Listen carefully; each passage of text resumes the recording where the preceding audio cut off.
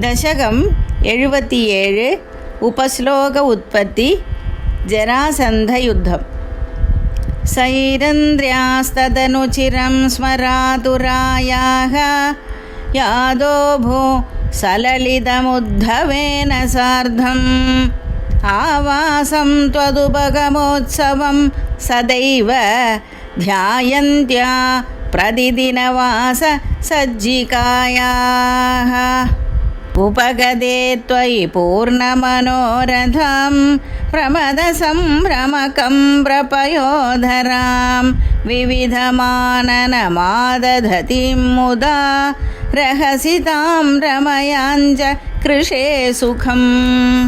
പൃഷ്ട്വാ വരം പുനരസോ അവൃണോദ്വരാഗി ഭൂയസ്ത്വയാ സുരതമേവ നിശാന്തരേഷു സായുജ്യമസ്ത്വിതി വദേദ്ബുധയേവ കാമം സാമീപ്യമസ്ത്വ നിശമിത്യവിനാബ്രവീത് കിം.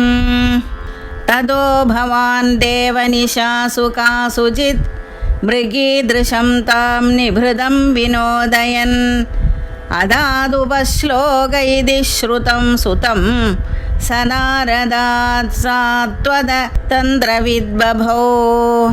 അക്രൂരമന്ദിരമിതോധ ബലോദ്ധവാഭ്യാം അഭ്യർച്ചിതോ ബഹുനുതോ മുദിതേന തേന ഏനം വിസൃജ്യ വിപിനാഗത പാണ്ഡവേയ വൃത്തം വിവേദിത തഥാ ധൃതരാഷ്ട്രചേഷ്ടാം.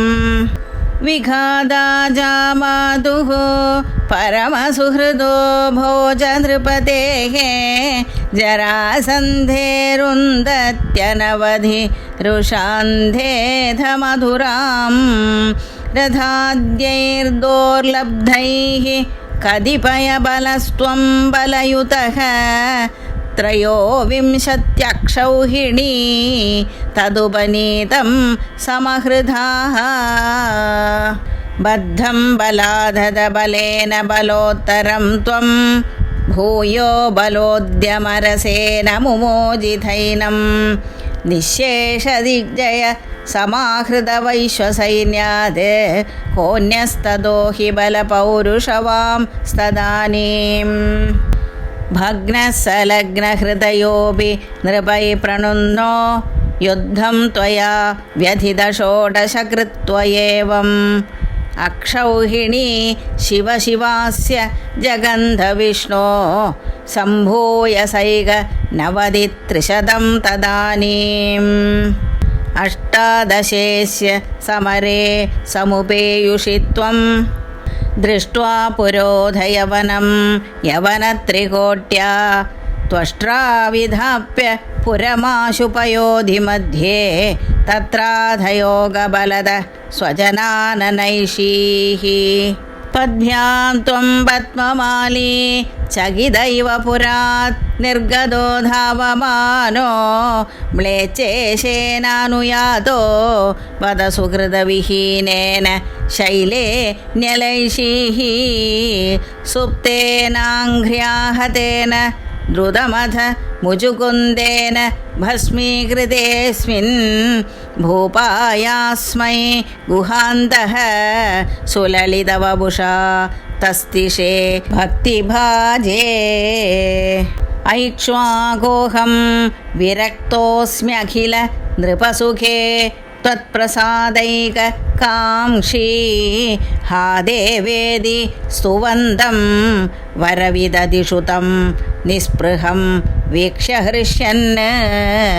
മുക്തേസ്തുല്യാഞ്ച ഭക്തിം ധുതസകലബലാം മോക്ഷമപ്യാശു ദത്വാ കാര്യം ഹിംസാ വിശുദ്ധ്യൈ തപൈതി ച തദാ പ്രാർത്ഥ ലോകപ്രദീത്यै.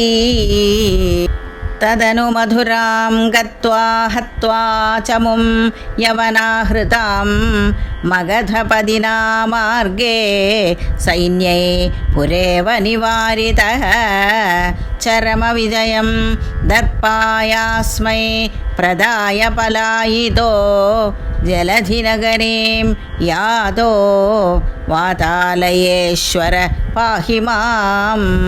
ഗോപികാജീവനസ്മരണം ഗോവിന്ദ ഗോവിന്ദ. നാരായണാഖില ഗുരോ ഭഗവൻ നമസ്തേ.